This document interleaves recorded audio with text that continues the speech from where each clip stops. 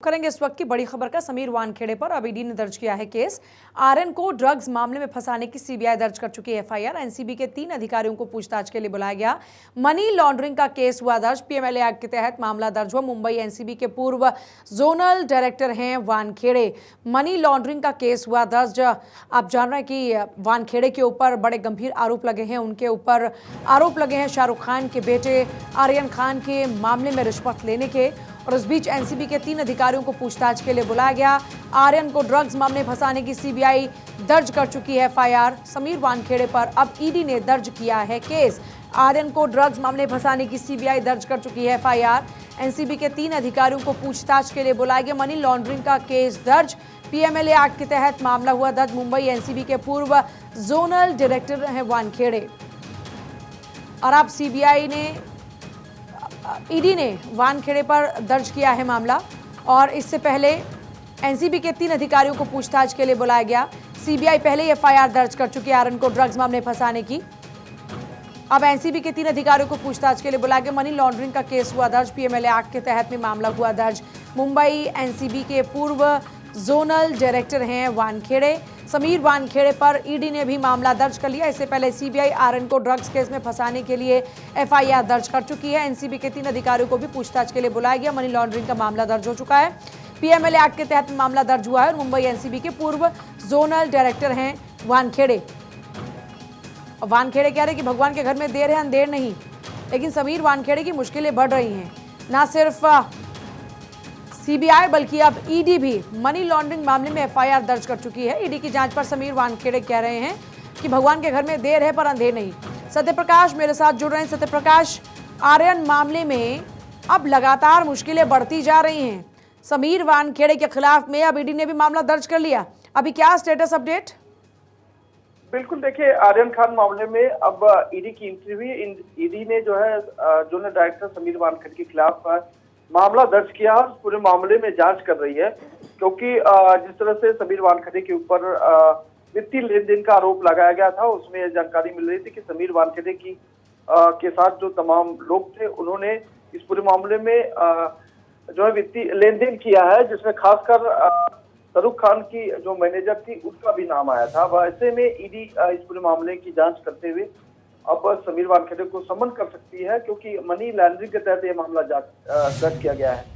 लेकिन समीर वानखेड़े का कहना है कि जो मामला जो सीबीआई जांच कर रही थी उस मामले में हमने पूरी जानकारी दी है, लेकिन उसके बावजूद ईडी अब इस पूरे मामले की जांच करने की बात कर रही है। एक बड़ा सवाल ये बना हुआ है कि सीबीआई पहले ही मामले पर एफआईआर दर्ज कर चुकी है।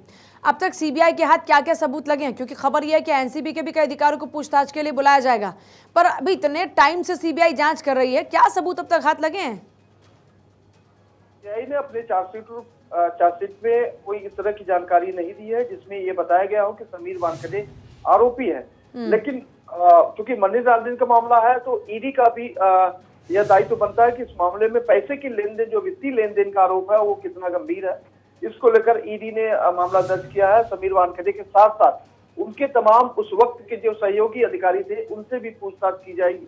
खासकर उन जो प्राइवेट लोगों, जो कथित लोग आए उनके साथ आए थे, जो है शाहरुख खान के बेटे को आर्यन खान की गिरफ्तारी के वक्त जो लोग उसमें शामिल थे उनसे भी पूछताछ की जाएगी। अगर सीधे तौर पर कहा जाए कि नए सिरे से जो है ईडी इस पूरे मामले की अब जांच करेगी, जिसमें जो प्रमुख मुद्दा होगा, एंगल होगा, वो होगा मनी लॉन्ड्रिंग, पैसे की लेन देन, वित्तीय लेन देन। इस पर जो है अभी भी जांच करेगी। चलो ठीक है सत्यप्रकाश, बहुत शुक्रिया आपका फिलहाल पूरी जानकारी के लिए। 5 करोड़ रुपए की रिश्वत मांगने का आरोप है शाहरुख खान के बेटे आर्यन खान के मामले में। ये आरोप लगे हैं समीर वानखेड़े के ऊपर कि आर्यन खान को बरी करने की एवज में रिश्वत की मांग की गई और कथित तौर पर 25 करोड़ रुपए की रिश्वत मांगने का आरोप है। सीबीआई की प्राथमिकी के आधार पर ईडी ने मामला दर्ज किया है।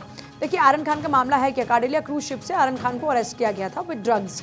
और इसी पूरे मामले में 2 अक्टूबर 2021 को जब आर्यन खान की गिरफ्तारी हुई तो फिर एक चैट कई सामने आई जिसमें यह जिक्र किया गया कि पैसे की डिमांड की जा रही। कथित रूप से मादक पदार्थ मिलने के मामले में आर्यन की गिरफ्तारी हुई थी और एनसीबी ने 1 साल बाद 14 आरोपियों के खिलाफ में चार्जशीट दाखिल की थी।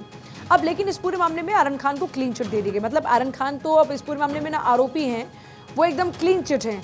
अब घिर गए समीर वानखेड़े।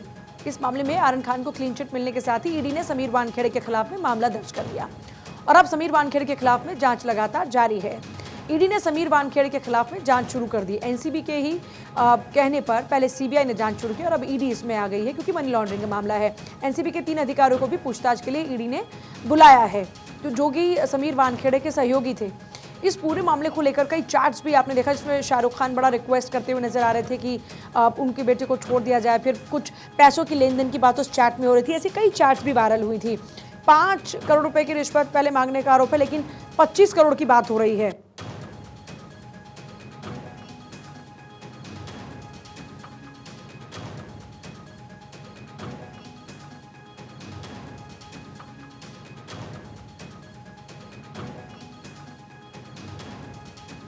तो देखिए, शाहरुख खान के बेटे आर्यन खान के मामले में आरोप लगे समीर वानखेड़े पर और आर्यन खान को बरी करने के लिए उस रिश्वत की मांग की गई थी। आर्यन को बरी किया जाएगा, लेकिन उसके लिए 25 करोड़ रुपए कथित तौर पर रिश्वत मांगने के आरोप समीर वानखेड़े पर हैं। हालांकि समीर वानखेड़े कह रहे हैं कि भगवान के घर में देर है पर अंधेर नहीं। लेकिन अभी तो आर्यन, आपको याद होगा, ये मामला इतना ज़्यादा लाइमलाइट में आया था, लेकिन उस दौरान में भी शाहरुख खान ने ऐसी कोई बात नहीं की थी जिससे कोई कंट्रोवर्सी क्रिएट हो। वो शांति से इस पूरे मामले को डील करते रहे और आखिरकार उनके बेटे को इस पूरे मामले में क्लीन चिट मिल गई और समीर वानखेड़े जो उस वक्त में हीरो बन गए थे, आज वही समीर वानखेड़े खुद सवालों के घेरे में हैं, वही कटघरे में खड़े हैं और उन्हीं पर ही रिश्वतखोरी के आरोप लगे हैं। सीबीआई के बाद ईडी भी इस पूरे मामले में जांच पड़ताल कर रही है। ईडी ने ECIR 2023 में दर्ज की थी समीर वानखेड़े के पूरे मामले में, और ये आश्चर्य की बात है कि ये ECIR सीबीआई की FIR पर आधारित है, जो पहले से ही बॉम्बे हाईकोर्ट के समक्ष सवालों के घेरे में है। चूंकि मामला विचाराधीन है, इसलिए मैं आगे कुछ भी टिप्पणी नहीं करना चाहता।